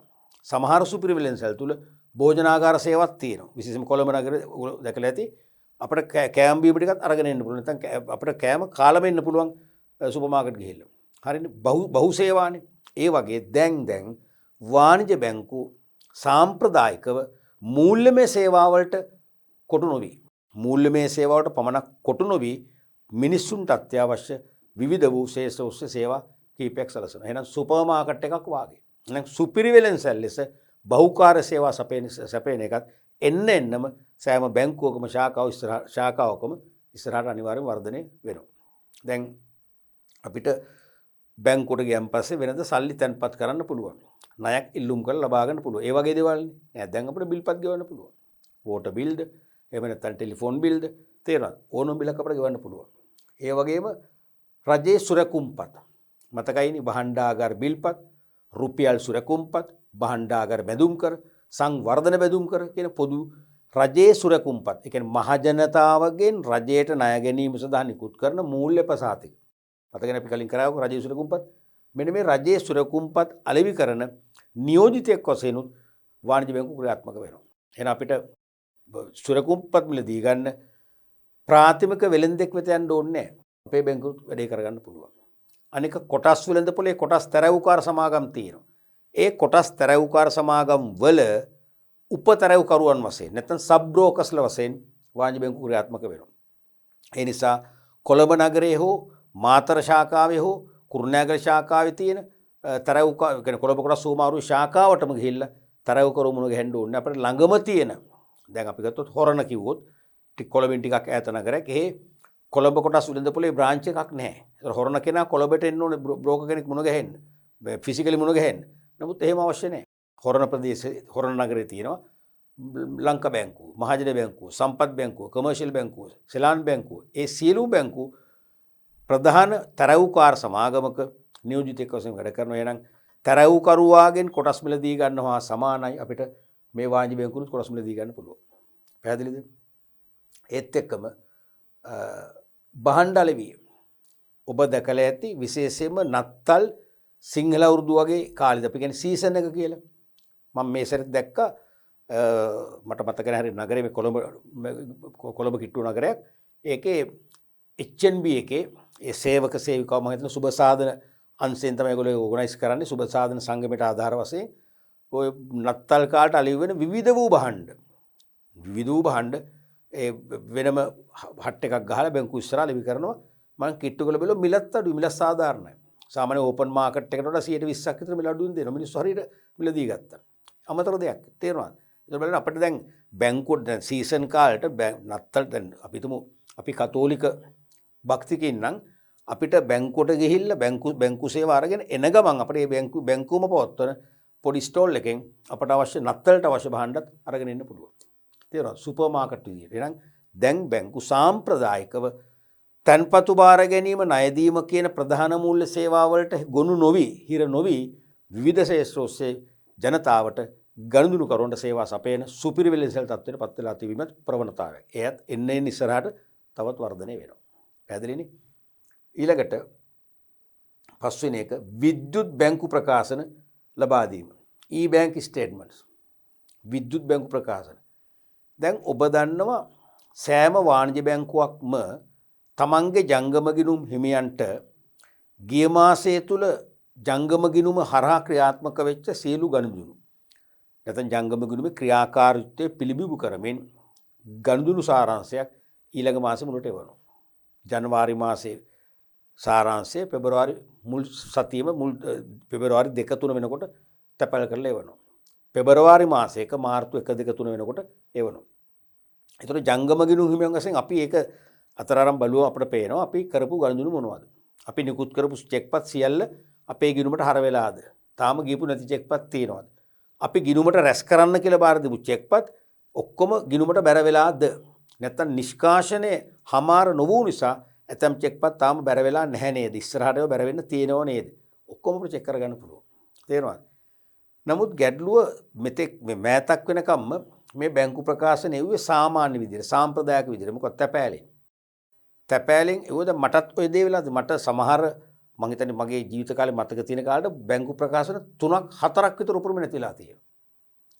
ඇයි ලෙටර් බොක්ස් එකට දානවා. සමහර ලෙටර් බොක්ස් එකේ තව ලෙටර්ස් තියෙනවා. සමහර අපිට දවස් 2කින් අපේ ලෙටර් බොක්ස් එක චෙක් කරන්න බැරි වුණා. දැන්ම පොඩ්ඩක් අර එළියට එනවා. සමහරට පාර යන මිනිස්සෙක් තේරෙනවද? වැඩකට ඇති දෙයක් නෙවෙයි. ඒක අරගෙන විසි කරලා දාන්න පුළුවන්. එහෙම නැති වෙච්ච අවස්ථා තිබුණා. අන්තිමට මට සමහරට බැංකු ලෝන් එකක් ගන්න ගියාම බැංක් ස්ටේට්මන්ට් ඉල්ලන මාස 6ක විතර මම ළඟ නැහැ. සමහර ඒවා අඩුයි. මට නැවත බැංකුවට ගිහිල්ලා අද වගේ ඊමේල් ක්‍රම තිබුණේ නැහැ. බැංකුවට ගිහිල්ලා සේවා ගාස්තුවක් ගෙවලා නැත්නම් මගේ account එකෙන් කපා ගැනීමට යටත්ව මට ඒක ඩුප්ලිකේට් එකක් මේ බැංකු ප්‍රකාශනයේ අනුපිටපතක් ගන්න වෙනවා. අද එහෙම ප්‍රශ්න මොකුත් නැහැ. අද අපිට තියෙන වෙනම ඇප් එකක් අපිට රෙජිස්ටර් කරගන්න පුළුවන් බැංකුව ලව්වා. ඒ ඇප් එක අනුව අපිට බැංකින් වෙබ් එකට ගිහිල්ලා අපිටම පුළුවන් ඕනම වෙලාවක ස්ටේට්මන්ට් එක චෙක් කරන්න. ඕනම වෙලාවක ස්ටේට්මන්ට් එක චෙක් කරන්න පුළුවන්. වෙනත් බැංකුවකින් හරි එම බැංකුව අපි ණයක් ඉල්ලනවා නම් අපෙන් ස්ටේට්මන්ට් ඉල්ලනවා නම් අපි පෙන් එකට ඩවුන්ලෝඩ් කරගත්ත ස්ටේට්මන්ට් මාස 6කද අවුරුද්දකද print out එක ගත්තා බැංකුවට ගිහලා දුන්නා. හරි පහසු. එතකොට ලෙටර් බොක්ස් එකට දැම්ම වෙන කවුරු හරි එක අපි කියන නරක මිනිස්සු එක විනාශ කර ඒ ප්‍රශ්න මොනවත් නැහැ. අපට අනිවාර්යයෙන්ම එක ලැබෙනවාමයි. නැතිවීමක් වෙන්නෙම නැහැ. පැහැදිලිද? අන්න ඒ වගේ විද්‍යුත් බැංකු ප්‍රකාශන ලබා දීමත් අද වන විට ලොකු ප්‍රවණතාවක් වෙලා තියෙනවා. සමහර බැංකු තවමත් සම්ප්‍රදායිකව තැපෑලෙන් ඉවර. මොකද සමහර ගනුදෙනුකරුවන්ට නෙවෙයි වැඩි ගනුදෙනුකරුවන් පිරිසකට තවමත් මේ e-bank statement එක හුරු නැහැ. පරිගණකේ ක්‍රියාත්මක කරන්න හුරු නැහැ. දැන් අවබෝධයක් නැහැ. නමුත් ඉස්සරහට එන්නම මේ e-bank බැංකු ප්‍රකාශන වැඩි වෙනව මිසක් අඩු වෙන්නේ නැහැ. මොකද ඒක දෙපැත්තරම වාසි. දෙපැත්තරම ආරක්ෂිතයි. දැන් බැංකු ප්‍රකාශනයක් එවන එක බැංකුවේ වගකීමක්නේ. එව්වේ නැත්නම් අපිට බැංකුවට චෝදනා කරන්න පුළුවන්. බැංකු ප්‍රකාශනය අහිමි වීම නිසා බැංකු ප්‍රකාශනය අහිමි වීම නිසා අපිට යම්කිසි පාඩුවක් වුණා නම් හානියක් වුණා නම් බැංකුවෙන් වන්දිල්ලන්න පුළුවන්. එවැනි ප්‍රශ්න දැන් ඇති වෙන්නේ ඉස්සරහ. ඊළඟට චෙක් තැන්පතු යන්ත්‍ර checks deposit machine සේවාව. දැන් මේ කතා කරන මට ලැබෙන චෙක්පත් මගේ ගිණුමට බැර කරන්න ගිහලා බැංකු ශාඛාව තුල queue එකේ පොලිමේ ඉන්නවා. සමහරට විනාඩි 15 20 ඉඳපු අවස්ථා තියෙනවා. පැය භාගයක් ඉඳපු අවස්ථා තියෙනවා. තේරෙනවද? ඉතින් අපි බැංකුවට යන්නේ අපට වැඩ නැතුවර නෙවෙයිනේ. තේරෙනවද? අපේ වැඩ තියෙනවනේ කාර්යබහුලයිනේ. අපි බැංකුවට යන්නේ ඉක්මනින් වෙන්න බෑ. තේරෙනවද? ඒ නිසා ඒවට උත්තර තමයි තියෙන්නේ චෙක් තැන්පතු ස්වයංක්‍රීය චෙක් තැන්පතු යන්ත්‍රය. මැෂින් එක තියෙනවා බැංකුවේ ඉදිරිපිට හෝ බැංකුවේ ආලින්දේ අපිට පොලිමක් ඉන්න ඕනේ. අර චෙක් තැන්පතු තුණ්ඩුව කියලා එකක් තියෙනවා. චෙක් ඩිපොසිට් ස්ලිප් එක. ඒ ස්ලිප් එක ෆිල් කරා. හරිද? ඒ ස්ලිප් එක අපිට ඉන්සර්ට් කරන්න කවුලුවක් තියෙනවා. ඉන්සර්ට් කරලා බටන් එකක් ප්‍රෙස් කරන්න ඕ ලිවර් එකක් පහත් කරන් දුන්නා. ඊට පස්සේ පහත් කරගම නැත්නම් බටන් එක ප්‍රෙස් කරපු ගමන් ඒක පරිගණකයන්ට අනුව ඒගොල්ලෝ බාර ගන්න print ඒ කියන්නේ print වෙනවා මෙච්චර මුදල මෙච්චර විනුට තැන්පත් කරයි කියලා. ඒකේ අපි කොපි එක අපි ගන්නවා ඔරිජිනල් එක චෙක් එකට අමුල්ලා අර මේ මැෂින් එක ඇතුළේ දානවා. කොච්චර පහසුද බලන්න කිසිදු පොලිමක් නැහැ. ඒව තාමත් සෑම ශාඛාවකම නැහැ. නමුත් දැන් එන්න මොකද වැඩි වෙනවා. මම හිතනවා තව අවුරුද්දක් දෙකක් යනකොට ලංකා පුරා විසුණු සියලුම ශාඛාවල super grade, A grade, B, C, D කියන ශ්‍රේණි පහටම ඇති ශාඛාවල මේ ක්‍රමය ව්‍යාප්ත වෙවි. එහෙනම් ඒකත් ප්‍රවණතාවයක්. පැහැදිලිනේ? ඊළඟට 7 වෙනි එක මුදල් තැන්පතු යන්ත්‍ර සේවා. cash deposit machines. දැන් මුදල් තැන්පත් කරන චෙක්පත් වගේම අපි කවුන්ටරේට යනවා වෙනද දැන් ඕනේ. දැන් සමහර බැංකුවල ප්‍රධාන නගරවල තියෙන සීලු බැංකු ශාඛාවල මුදල් තැන්පතු ස්වයංක්‍රීය මුදල් තැන්පතු යන්ත්‍රයක් තියෙනවා. අපි මුදල් ටික ගෙන ආවා ගණන් කරලා ඊට පස්සේ මුදල් තැන්පතු තුණ්ඩුව නැත්නම් බැර තුණ්ඩුව සම්පූර්ණ කළා. අර වගේම බැර තුණ්ඩුව ඉන්සර්ට් කරා කවුලුවට එක්ක බටන් එක ප්‍රෙස් කරා නැත්නම් ලිවර් එක පහත් කරන් පස්සේ පරිගණක යන්ත්‍ර අනුසාරයෙන් ඒක print වෙනවා. එළියට ගත්තා. අපේ කොපි එක අපි අතර ගත්තා. ඊට පස්සේ සල්ලිත් එක්ක ඒක නියමිත සල්ලි බහලන කවුලුවට බහලනවා. සල්ලි බැංකුවට තැන්පත් කළා සමානයි. අන්න ප්‍රවණතා පහසු සේවා. ඊළඟට විද්‍යුත් බැංකු සේවා නැත්නම් ඉලෙක්ට්‍රොනික බැංකුකරණ e-banking අලුත්ම ප්‍රවණතාවය. මේ මෑත කාලේ මම මේ ඒකකෙන් පස්සේ ඔබට විභාග ප්‍රශ්න සාකච්ඡා කරනවානේ. ඔබට දැනේ එතකොට මෑත කාලේ සාමාන්‍යයෙන් අවුරුදු 10ක් ගත්තොත් 10න් අවුරුදු 6ක 7කම මේ e-banking ප්‍රශ්න අහනවා. මොකද අලුත්ම ට්‍රෙන්ඩ් එක නිසා. තේරුණාද? ඒ කියන්නේ විද්‍යුත් ආකාරයෙන් බැංකු පහසුකම් ලබා දෙන එක. ඒතකොට අපිට සමහරට ඒ බැංකු පහසුකම බැංකුවට යන්න ඕනේ නැහැ. නිවසේ ඉඳගෙන කාර්යාලයේ ඉඳගෙන මගතොටේ කොහේ හරි ඉඳගෙන වාහනේ ගමන් කරන ගමන් පවා අපිට ඒ විද්‍යුත් බැංකු පහසුකම් ලබන්න පුළුවන්. තේරුණාද? මෙන්න මේ වගේ නව ප්‍රවණතා කීපයක් තුළින් වඩා කාර්යක්ෂම වූ බැංකු සේවා රසක් දැන් වාණිජ්‍ය බැංකු මගින් සපයන දියුණු බැංකු පද්ධතිය ලංකාවේ ක්‍රියාත්මක වෙනවා කියන එක අපිට හඳුනා ගන්න පුළුවන්. එතකොට අන්තර්ජාලය හරහා බැංකු කටයුතු සිදු කර ගැනීම සඳහා ගනුදෙනුකරුවන්ට සපයා ඇති පහසුකම් විද්‍යුත් බැංකු සේවා ලෙස හඳුන්වනවා. එවැනි පහසුකම් කිහිපයක් පහත දැක්වෙනවා. මොකද්ද මේ කියන්නේ? අන්තර්ජාලය හරහා බැංකු කටයුතු ඉටු කර ගැනීමට ගනුදෙනුකරුවන්ට සපයා ඇති පහසුකම් විද්‍යුත් බැංකු සේවා ලෙස හඳුන්වනවා. එතකොට මේ අන්තර්ජාලයට සම්බන්ධ වෙලා කො අපේ ස්මාර්ට් ෆෝන් එකෙන් නැත්තම් අපේ යූසර් කම්පියුටර් එකෙන් භාවිත පරිගණකය තුළින් අන්තර්ජාලයේ හරහා බැංකු වෙබ්සයිට් එකට ගිහිල්ලා බැංකු වෙබ්සයිට් එකට ගිහිල්ලා අපිට අවශ්‍ය බැංකු සේවා පහසු වේලාවක කැමති ස්ථානයක සිට ලබා ගැනීම පහසුකම් දීලා තියෙනවා. ඒක තමයි විද්‍යුත් බැංකු සේවා කියන්නේ. තේරෙනවනේ? අන්තර්ජාලය හරහා බැංකු කටයුතු සිදු කර ගැනීමට ගනුදෙනුකරුවන්ට සපයා ඇති පහසුකම් තමයි විද්‍යුත් බැංකු සේවා කියන්නේ. මේකෙත් මේ අන්තර්ජාලයේ නුහුරු නම් sannivedana හා පරිගණක තාක්ෂණ ඔස්සේ බැංකු කටයුතු ලබා ගැනීමට බැංකු ගනුදෙනුකරුවන්ට සපයා ඇති පහසුකම් කිව්වොත් ඒත් හරි. දෙකම හරි. බැංකු පහසුව. එතකොට සාමාන්‍ය සම්ප්‍රදායික බැංකු සේවාවලදී අපිට බැංකු ශාඛාවට ඇතුල් වෙන්න ඕනේ. අපි ගමන් කරන්න ඕනේ. නැත්නම් අපි කවුරු හරි වඩාගෙන යන්න ඕනේ. තේරෙනවද? මෙතන එහෙම එකක් නැහැ. අපි නිවසේද නිවසේ ඉඳගෙනම, කාර්යාලයේද කාර්යාලයේද, වැඩබිමේද වැඩබිමේ ඉඳගෙනම.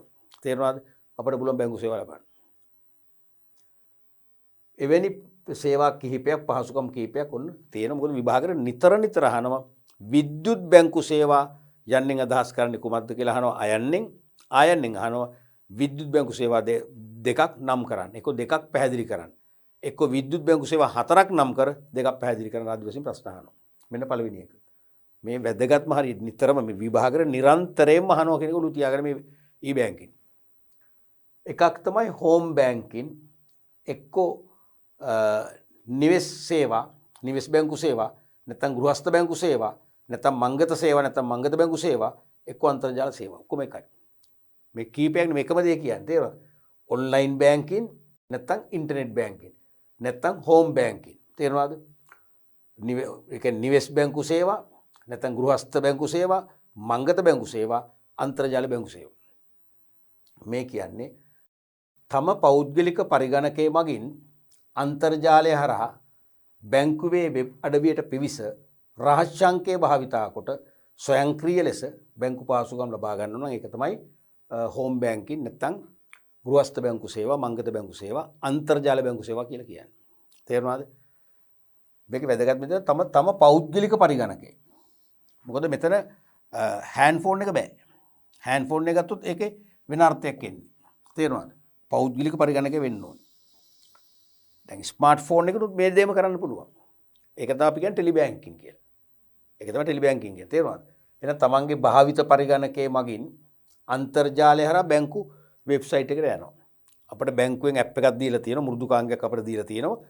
ඒ මෘදුකාංගයට අනුව අපි රහස්‍යංකයක් අපි හදලා බැංකුව අපිට ඒක අනුමත කරලා තියෙනවා. ඒ රහස්‍යංකය හදන අපි. ඊට පස්සේ වෙබ්සයිට් එක ගිහලා අපේ රහස්‍යංකය පාවිච්චි කරන්න ඕනේ. රහස්‍යංකය පාවිච්චි කරාම තමයි බැංකු වෙබ්සයිට් එකෙන් අපිට බැංකු සේවා වලට දොර අරින්නේ. දොර විවෘත කරන්නේ. ඒත් අපිට මුකුත් කරන්න බෑ. හරිද? එන රහස්‍යංකය භාවිත කොට ස්වයංක්‍රීයව අපිට බැංකු පහසුකම් ලබා ගන්න පුළුවන්. ස්වයංක්‍රීයව කියන්නේ there is no doer. බැංකු සේවා සපයන කෙනෙක් නැහැ.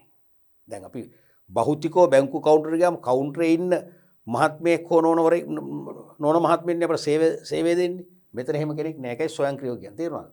එහෙනම් මේක තමයි අන්තර්ජාල බැංකු සේවා කියන්නේ.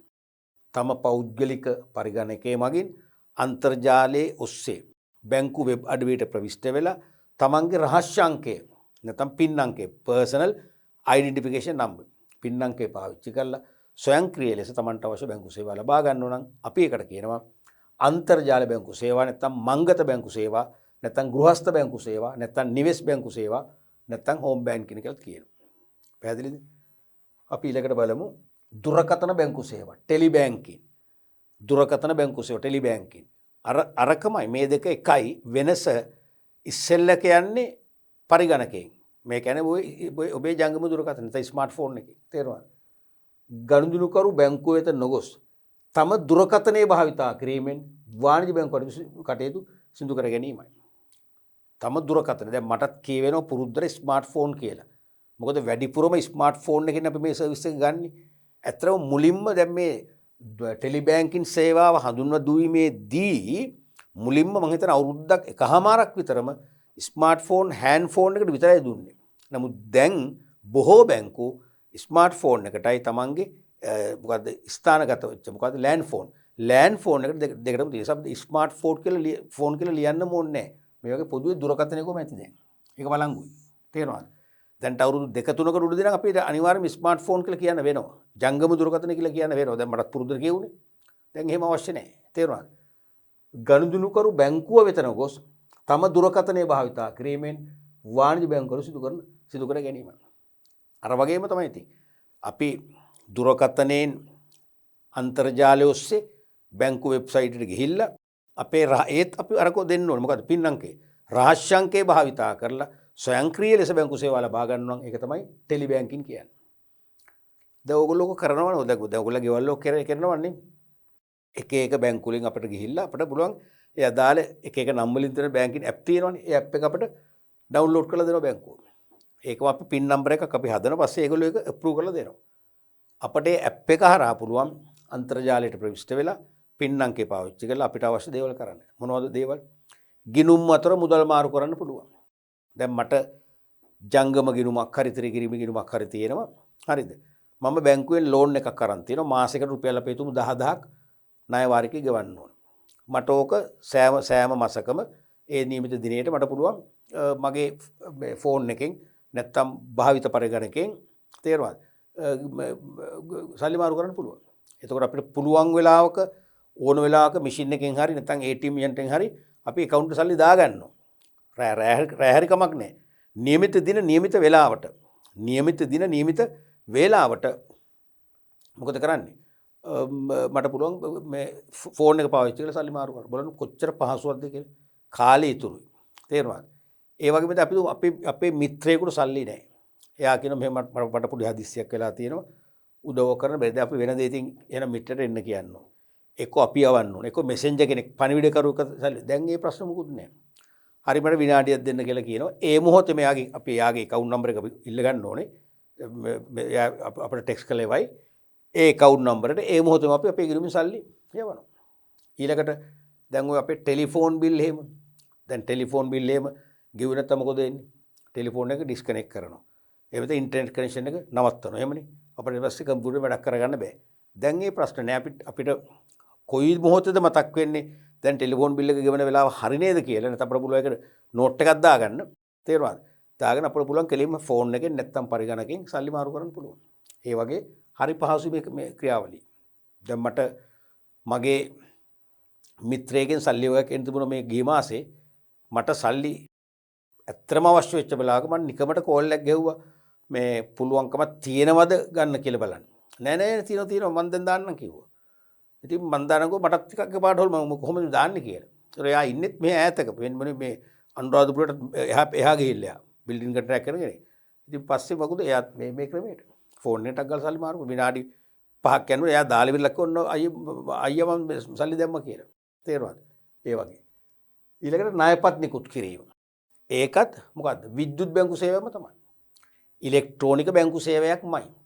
නමුත් අපිට ඒක ඉලෙක්ට්‍රෝනික බැංකු සේවයක් කියලා දැනෙන්නේ නැහැ. දැන් මේක අපිට දැනෙනවා. ඇයි? අපි හෑන්ඩ් ෆෝන් එක හරි නැත්නම් ගෙදර තියෙන ලෑන්ඩ් ෆෝන් එක හරි පාවිච්චි කරලා අපිට බැංකුවෙන් දීපු ඇප් එක ඔස්සේ ගිහිල්ලා ඉන්ටර්නෙට් කනෙක්ෂන් එක ගිහිල්ලා බැංකු වෙබ්සයිට් එක හඳුනගෙන පින් නම්ක ගහලා අපිමනේ සර්විස් එක ලබා ගන්න. තේරෙනවද? අපිට ඒක දැනෙනවා. නමුත් මේ ක්‍රෙඩිට් කාඩ් එක අපිට දැනෙන්නේ නැහැ. ඇයි? ක්‍රෙඩිට් කාඩ් එක අපේ පසුම්බිය තුල තියෙනවා. අපේ හෑන්ඩ් බෑග් එකේ තියෙනවා. අපේ අතේ තියෙනවා. කාඩ් එකක් තියෙනවනේ. කාඩ් එක අපි ගිහිල්ලා අනුමත වෙළෙන්සැලකින් නැත්නම් ව්‍යාපාරිකෙන් භාණ්ඩ ආශ්‍රයවල දී ගන්න පාවිච්චි කරනවා. අපිට දැනෙන්නේ නැහැ ඒක. ඒකත් විද්‍යුත් තමයි. ඇයි හේතුව? දැන් අපි සාමාන්‍යයෙන් ගමේ පුංචි කඩ තියෙන දරුවනේ. පුංචි කඩ තියෙන. ඒ පුංචි කඩේකින් බඩු අරගෙන අපි ඒ කාඩ් එක දෙනවා. කාඩ් එක දුන්නම ඒ කාඩ් එක ඒ වෙලෙන්ද බලයි මොකද්ද මේ කියලා. ඒතර ඒ කාඩ් එක අපි තුමු ඔය දොරක් යටින් එහෙම දැම්මම එයාට සල්ලි ආය වෙනවද? එහෙම වෙන්නේ නැහනේ. එයාට කනෙක්ෂන් නැහනේ. එහෙමනම් අනුමත සෑම ව්‍යාපාරයක් තුලම තියෙනවා මොකද්ද මැෂින් එක? ඉලෙක්ට්‍රොනික ඩේටා සර්ච් මැෂින් එක. ඉලෙක්ට්‍රොනික ඩේටා සර්ච් මැෂින් එක. විද්‍යුත් දත්ත පිරික්සුම් යන්ත්‍රය. තේරුණාද? ඒ විද්‍යුත් දත්ත පිරික්සුම් යන්ත්‍රය තුලින් සෑම බැංකුවකම මූලස්ථානයේ තියෙන ප්‍රධාන කාර්යාලයේ තියෙන කාඩ් මධ්‍යස්ථානට කනෙක්ට් කරනවා. තේරුණාද? කනෙක්ෂන් එක දානවා. ඒ කියන්නේ ඔබ කතරගමදී අනුමත ව්‍යාපාරයකට ගිහිල්ලා ක්‍රෙඩිට් කාඩ්යෙන් පේමන්ට් එක කරනකොටම කාඩ් මධ්‍යස්ථානයේ තියෙන ඔබේ ක්‍රෙඩිට් කාඩ් ගිණුමට ඒ ප්‍රමාණය බැර වෙනවා. තේරුණාද? ඔබ කතරගම ගිහිල්ලා අපි හිතමු ඔබේ ඩෙබිට් කාඩ් එකෙන් ගෙවීමක් කරනකොටම ඔබේ account එකේ තියෙන නුගේගොඩ ලංකා බැංකුවේ නම් නුගේගොඩ ලංකා බැංකුවේ තියෙන ඔබේ ගිණුමට හර වෙනවා. හරපතකින් වෙද්දි හර වෙනවා. ක්‍රෙඩිට් කාඩ් එක බැර වෙනවා. තේර ඒ මොහොතේ මොකද්ද ක්‍රමේ? අර ඉලෙක්ට්‍රොනික ඩේටා සර්ච් මැෂින් එක නිසා. මොකද ඉලෙක්ට්‍රොනික ඩේටා සර්ච් මැෂින් විද්‍යුත් දත්ත පිරික්සුම් යන්ත්‍රය තමයි ඔබයි කාඩ් මධ්‍යස්ථානයයි සම්බන්ධීකරණය කරන පාලම. එහෙනම් ඒක විද්‍යුතාකාරයෙන් වෙන්නේ. තේරෙනවද? එහෙනම් ඒකත් විද්‍යුත් බැංකු සේවයක් තමයි. ඒ වගේම හරපතේත් එහෙමයි. හරපතක් ඒ ක්‍රියාවලියමනේ. ඒත් විද්‍යුත් බැංකු සේවයක්මයි. තේරෙනවද? අනික ස්වයංක්‍රීය බැංකු සේවය ATM සේවාව. ඒ කියන්නේ ATM යන්ත්‍රයක් නැත්තම් ටෙලර් යන්ත්‍රයකට ගිහිල්ලා අපි ATM කාඩ් එක කියලා එකක් දැන් නැහැ නේ. දැන් තියෙන ඩෙබිට් කාඩ් එක ඉන්සර්ට් කරලා අපි බැංකු සේව ලබා ගන්නවා. ඒකත් මොකද්ද? විද්‍යුත් බැංකු සේවය. ඊළඟට ස්වයංක්‍රීය චෙක් තැන්පතු සේවාව. චෙක් ඩිපොසිට් මැෂින් එක ඔස්සේ අපි චෙක්පත් බැංකුවට තැන්පත් කරනවා. අපි අර චෙක් තැන්පතු තුණ්ඩුව සම්පූර්ණ කරලා ඉන්සර්ට් කරාම ඇතුල් කරලා අපි නියමිත බටන් එක ප්‍රෙස් කරාම හෝ ලිවර් එක අපි ක්‍රියාත්මක කරාම මොකද වෙන්නේ? ඒක අපි තැන්පත් කරන චෙක්පතේ වගය, චෙක්පත මොන බැංකුවේ එකක්ද, චෙක්පතේ අංකය, වටිනාකම සියල්ල මොකද වෙන්නේ? බැංකුවේ පරිගණක රෙකෝඩ් වෙනවා. ඒ කියන්නේ බැංකුවට කෙලින්ම බැංකුවේ කළමනාකරු අතට චෙක් එක බාරගත්තා හා සමානයි. විද්‍යුත් බැංකු සේවය. ඒ වගේම ස්වයංක්‍රීය මුදල් තැන්පතු සේවය. කෑෂ් ඩිපොසිට් මැෂින් එකට සල්ලි අපි ඇතුළත් කරලා මුදල් බැර තුණ්ඩුවත් ඇතුළත් කරලා අපි මේ මැෂින් එක ක්‍රියාත්මක කරපු සැනින් මොකද වෙන්නේ? අනිවාර්යයෙන්ම බැංකුවට ඒ සල්ලි නිත්‍යානුකූලව බාර දුන්නා සමානයි. එහෙනම් ස්වයංක්‍රීය නේ. එහෙනම් ඒවත් විද්‍යුත් බැංකු සේවා. ඊට පස්සේ වෙළෙන්සැල් ගෙවීම් විද්‍යුත් පැවරුම් ජාල සේවාව. ඒකත් ගන්න පුළුවන්. වෙළෙන්සැල් ගෙවීම් විද්‍යුත් පැවරුම් ජාල සේවාවත් ගන්න පුළුවන්. ඒක තමයි මම කියවර ඉලෙක්ට්‍රොනික fund transfer at point of sale. ඒ වෙළෙන්සැල් ගෙවීම් විද්‍යුත් පැවරුම් ජාල සේවා කියන්නේ අපි අර ඉලෙක්ට්‍රොනික ඩේටා සර්ච් මැෂින් එකක් සෑම අනුමත වෙළෙන්සැලකම තියෙනවා. ඒ මැෂින් එකෙන් තමයි ඕගොල්ලන්ගේ ඩෙබිට් කාඩ් එක හෝ ක්‍රෙඩිට් කාඩ් එක රීඩ් කරන්නේ. එක්කෝ කාඩ් එක ඉන්සර්ට් කරන්න ඇතුළු කරන්න තියෙනවා, එක්කෝ කාඩ් එක ස්වයිප් කරන්න තියෙනවා. එතකොට ඒ කාඩ් එකේ දත් අරගෙන අදාළ ගණනුව වාර්තාගත කරගන්නවා ස්වයංක්‍රීය පරිගණකයන් තුල. හරිද? මේ සියලුම දේවල් මොනවද? විද්‍යුත් බැංකු සේවා වෙනවා. පැහැදිලිනේ? භාණ්ඩාසේවා මිලදී ගැනීමේදී ණයපත් හා හරපත් මගින් ගෙවීම් සිදු කරන අවස්ථාවේදීම අදාළ ගිණුම් පියවීමේ ක්‍රමය. භාණ්ඩාසේවා මිලදී ගැනීමේදී ණයපත් හා හරපත් මගින් ගෙවීම් අපි සිදු කරනවා. ඒ සිදු කරන විටම ඒ අවස්ථාවේදීම අදාළ ගිණුම් පියවන ක්‍රමය. දැන් හරපතින් අපි ගෙවීම කරනකොට ඉලෙක්ට්‍රොනික ඩේටා සර්ච් මැෂින් එකට හරපත්ත සම්බන්ධ කරලා එන්ටර් බටන් එක ප්‍රෙස් කරගමම මොකද වෙන්නේ? මගේ ගිණුමේ සල්ලි හර වෙනවා. එතකොට මගේ ණය ගැති සම්බන්ධේ නිමාව දකිනවා. ගනුදෙනු පිය වෙනවා. ක්‍රෙඩිට් කාඩ් එක ඉලෙක්ට්‍රොනික ඩේටා සර්ච් මැෂින් එකට අදාළ වෙළෙන්සැලේදී සම්බන්ධ කරපු ගමන් මොකද වෙන්නේ? මගේ ඒ කියන්නේ කාඩ් මධ්‍යස්ථානයේ මම වෙනුවෙන් විවෘත මට ක්‍රෙඩිට් කාඩ් එකක් නිකුත් කරනකොට කාඩ් මධ්‍යස්ථානයේ මම වෙනුවෙන් පරිගණකගත ගිණුමක් විවෘත කරලා තියෙනවා. එහෙනම් මම මේ ණයපත ඉලෙක්ට්‍රොනික ඩේටා සර්ච් මැෂින් එකට සම්බන්ධ කළ වහාම කාඩ් සෙන්ටර් එකේ මගේ ගිණුමට මම මිලදී ගත්ත ප්‍රමාණය බැර වෙනවා. ස්වයංක්‍රීයව පිවිලා යනවා. ඒක තමයි වෙළෙන්සැල් ගෙවීම් විද්‍යුත් පැවරුම් ජාල සේවාව කියලා කියන්නේ. මේ සියලුම දේවල් විතර මොනවද? විද්‍යුත් බැංකු සේවා. පැහැදිලිනේ? අපි බලමු විද්‍යුත් බැංකු සේවාව මගින් ගනුදෙනු කරුවන් ලබන වාසි. පළවෙනි එක තමයි නිවසේ හෝ කාර්යාලයේ සිටම බැංකු සේවා ලබා ගන්න පුළුවන්. නිවසේ හෝ කාර්යාලයේ සිටම බැංකු සේවා ලබන්න පුළුවන්. අපිට එහෙම දුවන්න ඕනේ නැහැ, ඇවිදින්න ඕනේ නැහැ. මේ මූලික වශයෙන් අපි නිවසට කාර්යාලයට සීමා කළාට එක්ක නිවසේ ඉඳගෙන කාර්යාලයේ ඉඳන් වාහනය යන අතරතුර කියන්නේ නැත්නම් මොකද ඩ්‍රයිවිං කරද්දී බැංකුවට කරන්න බෑනේ. තහනම්නේ පොලිසියෙන් ලියනවනේ තේරෙනවද? පුදුම ඩ්‍රයිවර් කෙනෙක් ඉන්නවා අපිට වාහනය යන ගමනුත් කරන්න පුළුවන් නේ. ඒ වගේ ඕනෑම ස්ථානයක සිට බැංකු සේවා ලබා ගන්න පුළුවන්. මොනතරම් වාසියක්ද බලන්න. වෙනද අපිට බෑනේ අනිවාර්යෙන් බැංකුවට යන්න මේපේ. දැන් අවශ්‍ය නැහැ. තේරෙනවද? අනික පැය 24 පුරාම බැංකු සේවා ලබන්න පුළුවන්. දැන් මේ විද්‍යුත් බැංකු සේවා ලංකාවේ ස්ථාපිත වෙන්න පෙර අපිට බැංකු සේවයක් ලබන්න ඕන නම් අපේ ඔළුවේ තියෙනවා අපි හෙට බැංකුවට යන්න ඕනේ. අපි 10 මාරට 11ට නැත්නම් දවල් 1කින් ඉස්සෙල්ලා යන්න ඕනේ. පාසල් ඇරෙන ඉස්සෙල්ලා අපි බැංකු සේවය අරගෙන ගෙදර එන්න ඕනේ. එහෙම තියෙනවනේ. අපි ඒකත් අපිට ස්ට්‍රෙස් එකක්. මානසික පීඩනය යන්නේ. දැන් ඒ පීඩනේ නෑ. අපිට බොහොම රිලැක්ස් වෙලා.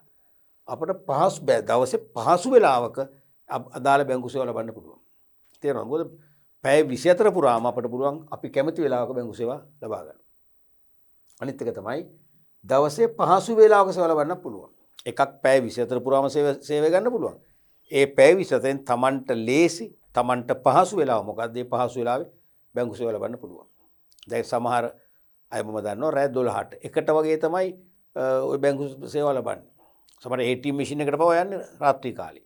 නැත්තම් ගෙදර අපි අර බැංකින් ඇප් එක තියෙනවනේ අපි රෑ නින්දට ගිහිල්ලා නිදි ඇඳේ ඉඳන් තමයි අපි බොහොම රිලැක්ස් එක අපි අදාළ ගිණුම් වලට මුදල් මාරු කිරීම කරන්නේ. තේරෙනවද? පහසු වෙලාවක්.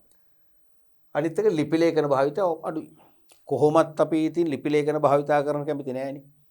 දැන් අපි කැමතිද කොච්චර මම කිව්වත් මම කියනවා මට ක්‍රිකට් පුහුණු කරපු අපේ ජේෂ්ඨ පුහුණුකරුවා කියපු කතාව මතකනේ. ඕගොල්ලෝ 6/36ක් ගහනවට වඩා වටිනවා. 6/36ක් ගහනවට වඩා වටිනවා. ෆෝර්ඩ් ඩිෆෙන්ස් ගිහිල්ලා කකුල බැට් එක හරියට ගිහිල්ලා බිම දිගේ හරි කෙලින් 4 එකක් ගහන්න.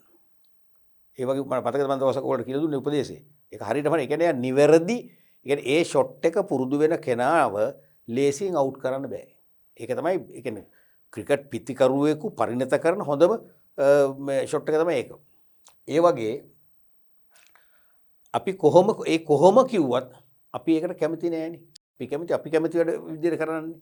දැන් ඕගොල්ලෝ කොහොම කිව්වද මම කිව්වා පැය 5ක් පාඩම් කරනවට වඩා පැය 5ක් ඔබ පාඩම් කරන ක්‍රමයකට පාඩම් කරනවට වඩා වටිනවා බහුවර්ණ ප්‍රශ්න MCQ ප්‍රශ්න නැත්නම් multiple choice questions කියන ඒවා 10ක් හදන්න පැය භාගයක් කරන් පැයක් කරන් ඒක වටිනවා. මොකද බහුවර්ණ ප්‍රශ්න 5ක් 10ක් හදනවා කියන්නේ ඔබ පුදුම විදියට විෂයත් එක්ක මොකද වෙන්නේ? ඔබ කැළඹෙනවා. විෂය තුල ඔබ අනිවාර්යයෙන්ම ක්‍රියාත්මක වෙනවා, සක්‍රිය වෙනවා. තේරෙනවද? ඒ බහුවර්ණ ප්‍රශ්න 10ක් කියන්නකෝ. 10ක් කියන්නේ ප්‍රශ්න 10යි පිළිතුරු 5 10 50යි. දැන් කීයද? 60ක්. එහෙනම් විශේෂේෂ්ඨ 60ක් ඔස්සේ ඔබ කැළඹීමක් ඇති කරගන්නවා. ඒ තුලින් ලබන පන්නරය, විෂය තුලින් ලබන මුහත් බව මම හිතන්නේ පැය 5ක් පාඩම් කරලා ලබන්න බෑ. නමුත් ඒ කිව්වට ඔයගොල්ලෝ කරනවද? කරන්නේ නැහැ. කම්මැලි ලියන්නේ. ඒ අපිට අපේ ජීවිතේට, අපේ විභාගයට අපි ව්‍යායාමයක් වශයෙන් ලියන්න අකමැති අපි මේ බැංකුවල තියෙන ලිපි ලේඛන පුපුරවන්න කැමතිද? නෑනේ නේ. ඇත්ත කතාව ඕකනේ. ඒ නිසා මෙන්න මේ විද්‍යුත් බැංකු සේවයේදී අපිට ඒ සහනේ ලබා දෙනවා. මොකද්ද? ලිපි ලේඛන භාවිතය තාම අඩුයි. දැන් අපි ගෙදර ඉඳන් ස්මාර්ට්ෆෝන් එක පාවිච්චි කරලා අපි බිල් පත්තික ගෙවනවා. හරිද? ගිණුම් අතර මුදල් මාරු කරනවා. කිසිදු ලිපියක් නැහැනේ. හරි ආසයින වෙන්නේ රයිට්. ඊළඟට ඉක්මනින් බැංකු සේව ලබා ගන්න පුළුවන්. බැංකු සේවාව හරිම ඉක්මන්. දැන් වෙනදා අපි කොටස් වෙළඳ පොලේ කොටස් මිලට ගත්තම හරිද? ඒ කොටස් අපි නැවත අලෙවි කරනවා ලාභයක් තියාගෙන. අලෙවි කරාම ඒ අලෙවි කරන සල්ලි අපේ බැංකු ගිණුමට වැටෙන්න දින 2 3 4 යනවා. දැන් එහෙම නැහැ. දැන් අලෙවි කරා නම් විනාඩියක් අපි තප්පර ගණක් කියලා කිව්වොත් විනාඩියක් 2ක් තුල අපේ account සල්ලි වැටෙනවා. එහෙනම් අපිට ලැබෙන සේවාව හරිම ක්වික් සර්විස් එකක් ලැබෙන ඉක්මන් සේවයක්. ඊළඟට ගනුදෙනුවක් සිදුවන වාරයක් පාසා ගිණුමේ ශේෂය දැනගන්නත් පුළුවන්. අන්න තවත් වාසියක් ඒ. දැන් මේ විද්‍යුත් බැංකු සේවා නිසා අපිට සෑම ගනුදෙනුවක් පාසාම transaction by transaction අපිට පුළුවන් බැලන්ස් එක බලා ගන්න.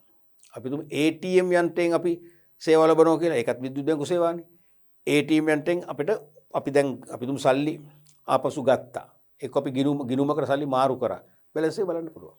ඊළඟට අපි ගෙදර ඉඳන් අපේ යූසර් කම්පියුටරෙන් හරි ස්මාර්ට්ෆෝන් එක හරි නැත්නම් ලෑන්ඩ් ෆෝන් එකෙන් හරි සර්විස් එක ගන්නකොට අපිට ඒත් පුළුවන් අපි ගණනුවක් කළාට පස්සේ දැන් බැලන්ස් එක කීයද කියලා අපිට බලා ගන්න පුළුවන්. ඒකත් වැදගත් නේ. මොකද අපි දන්නවා එතකොට හෙට දවසේදී මගේ ගිණුමේ ධාරිතාවය මොකක්ද? හෙට දවසේ මම කොතනින්ද ගණදුණු කරන්න ඕනේ? කොච්චරක් දක්වාද මට ගණදුණු සදා යන්න පුළුවන් කියලා මම දැනගෙන වැඩ කරන්නේ. තේරුණාද? විශේෂයෙන්ම චෙක් රිටර්න් වීමේ අවදානම අඩු වෙන එතකොට. දැන් කරන්ට් account holder කෙනෙක් ගැන කතා කරොත් කරන්ට් account holderට ඔළුවේ තියාගන්න බෑනේ මේ ජංගම ගිණුමේ ශේෂය. අපි චෙක්පත් නිකුත් කරනවා, චෙක්පත් ලැබෙනවා. ඒ චෙක්පත් ලැබෙනවා සමහරට අපිට ගිණුමට බැර වෙනවා නිෂ්කාශනය වෙලා. නිෂ්කාශනය නොවුනොත් බැර වෙන්නේ නැහැ. අපි දීපු චෙක්පත් අගරු වෙනවා. අපිට පුළුවන් ද ලියලා මතක තියාගන්න තමාරුයි. එතකොට මට දැන් හෙට චෙක් එකක් ලියන්න තියෙනවා රුපියල් 75000ක. මට නිකන් සැකයි 75000ක් නැති වේද? නැති වුණොත් චෙක් එක අගරු වෙනවා.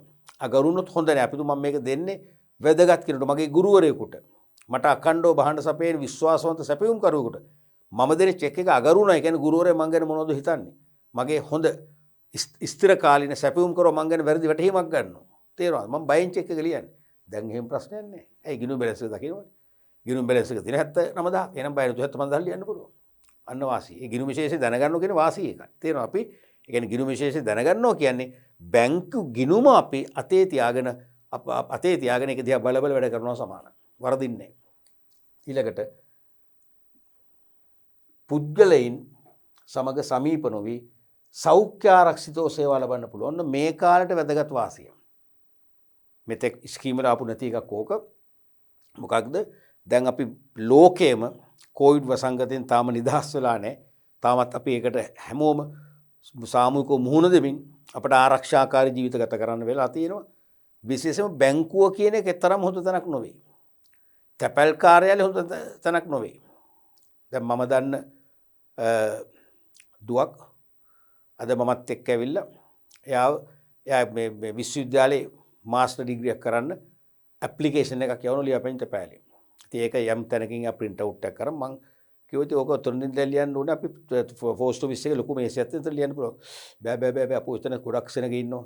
බය කිව්වා. අන්න මට මතකුණේ ඒක ඇත්ත. තැපැල් කාර්යාලේ ඉඳන්ම සෙනග ඉන්නවනේ. එක එක જાතිය සමහර තැපැල් කාර්යාලේ මේසේ එක එක අය වාඩි වෙනවා. කොවිඩ් රෝගීන් වාඩි වෙන්නත් පුළුවන්. ඊට සුරක්ෂිතය දන්නේ අර පොඩි ටෙලිෂොප් එකක් එක එතන ඒ මුල්ලක තිබිච්ච මේසේ ඉඳන් එයා ෆිල්ම් කරන් ආවා. අපි එහෙම දැන් අපි සෞඛ්‍ය ආරක්ෂාව ගැන හිතනවනේ. එහෙනම් මෙන්න මේක නම් අපි දැන් බැංකුව ශාඛාවට ගිහිල්ලා අපි බැංකු සේවා ලබාගෙන එනවනේ. අපි බැංකුවට ගියේ නිරෝගී පුද්ගලෙක් විදියට. බැංකුවේ දැන් ගෙදරට නිවසට ආපහු වෙන්නේ රෝගී පුද්ගලෙක් විදියට. අපි එහෙනම් බැංකුවට ගිහිල්ලා කොවිඩ් අරන් එනවා නේ. නමුත් දැන් අපට පුළුවන් පුද්ගලයන් සමග සම්බන්ධ නොවෙන්න. බැංකු කවුන්ටරේ ඉන්න මැඩම් නැත්තම් ඒ ජෙන්ට් අපිට භෞතික මුණ ගැහෙන්නේ සම්බන්ධ වෙන්න ඕනේ. ඒ නිසා අපිට පුද්ගලොත් එක්ක ගැටෙන්නේ නැතුව සෞඛ්‍ය ආරක්ෂිතව අපිට සර්විස් එක ලබන්න පුළුවන්කම ලැබෙනවා විද්‍යුත් බැංකු සේවාව මගින්. පැහැදිලිනේ? ඔන්න ඔයගේ ප්‍රධාන වාසි කීපයක් ලැබෙනවා විද්‍යුත් බැංකු සේවාවෙන්. මෙන්න මේ වාසි මතක තියාගෙන මේවා නිරන්තරයෙන්ම විභාගයට අහනවා. නැවත නැවත කියනවා මේ වැදගත්ම කොටසයි මේ කතා කරමින් ඉන්නේ. සාකච්ඡා කරමින් ඉන්නේ. මේවා අනිවාර්ය විභාගයට ප්‍රශ්න වශයෙන් යොමු වෙනවා. පැහැදිලිද? ඔව්දරුවනේ එතකොට මම මේ අද දවසේ කතා කරේ මුලින් කිව්වාගේ වැදගත්ම බැංකු විශේෂේෂ්ඨයක් කතා කරේ. මම කිව්වා වගේ විභාගයට නිරන්තරයෙන්ම මේ කොටසින් ප්‍රශ්න අහනවා. හරිද? අපි විශේෂයෙන් කතා කරා බැංකු වල නව ප්‍රවණතා කීපයක්. ඒ ප්‍රවණතා තේරුම් ගන්න ඒකම ඒ නව ප්‍රවණතාවල් තුලින්ම මතුවෙච්ච එකක් තමයි මොකද්ද? විද්‍යුත් බැංකු සේවා. විද්‍යුත් බැංකු පහසුකම් දැන් සෑම බැංකුවක්ම එන්නම මොකද වෙන්නේ? වැඩි කරනවා, පුළුල් කරගෙන යනවා. එහෙනම් ඒකත් ප්‍රවණතාවනේ. එහෙනම් ඒ ප්‍රවණතා කියලා කිව්වේ මීට පෙර බැංකු මගින් ලබා නිදූපු දැන් අපිට ලබා දෙන සුවිශේෂී වූ සේවා. හරිද? ඒයින් ප්‍රධාන සුවිශේෂී සේවයක් තමයි අපි කිව්වේ විද්‍යුත් බැංකු සේවා. ඒ කියන්නේ sannivedana හෝ පරිගණක තාක්ෂණය භාවිතා කරමින් පුද්ගලයින්ට ස්වයංක්‍රීය ලෙස ලබා දෙන බැංකු සේවා. නැත්නම් අන්තර්ජාලය හරහා සම්බන්ධ වුණාම ගනුදෙනුකරුවන්ට බැංකු වෙතින් ලබාගත හැකි. දැන් ඕන බැංකුව ලබා දෙනවා කියලා කියන්න පුළුවන් අපිට. අපි ලබා ගන්නවා කියන දෙපැත්තම හරි තේරෙනවද? බැංකුව පැත්තෙන් මේ සේවය නම් ලබා දෙන පහසුකම්. අපි ලබා ගන්නවා කිව්වොත් අපේ පැත්තෙන් ලබා ගන්න පහසුකම්. එහෙනම් අන්තර්ජාලය හරහා සම්බන්ධ වූ විට විද්‍යුත් ආකාරයෙන් ගනුදෙනුකරුවන්ට බැංකු සපයා දෙන සේවා කිව්වොත් ඒත් විද්‍යුත් බැංකු සේවා. අන්තර්ජාලය හරහා බැංකු වෙබ් අඩවි වලට සම්බන්ධ වෙලා ගනුදෙනුකරුවෝ ලබා ගන්නා සේවා කිව්වොත් ඒත් හරි අපේ පැත්තෙන් විද්‍යුත් බැංකු සේවා. ඒක වාසිදාව අපි මේ කතා කරේ. මෙන්න මේ වටිනාම එකකින් ප්‍රයෝජන ගන්න මේකෙන් අනිවාර්යෙන් ප්‍රශ්නයක් අහනවා හැම අවුරුද්දම 2021 22 23 අනිවාර්යයෙන්ම අහනවා. තේරුණානේ? අපි වාණිජ්‍ය බැංකුවල තව සුවිශේෂී සේවා රසක් තියෙනවා කරන්න අපි ඒක ඊළඟ පාඩම් පරිච්ඡේදයෙන් කතා කරන්න බලාපොරොත්තු වෙනවා.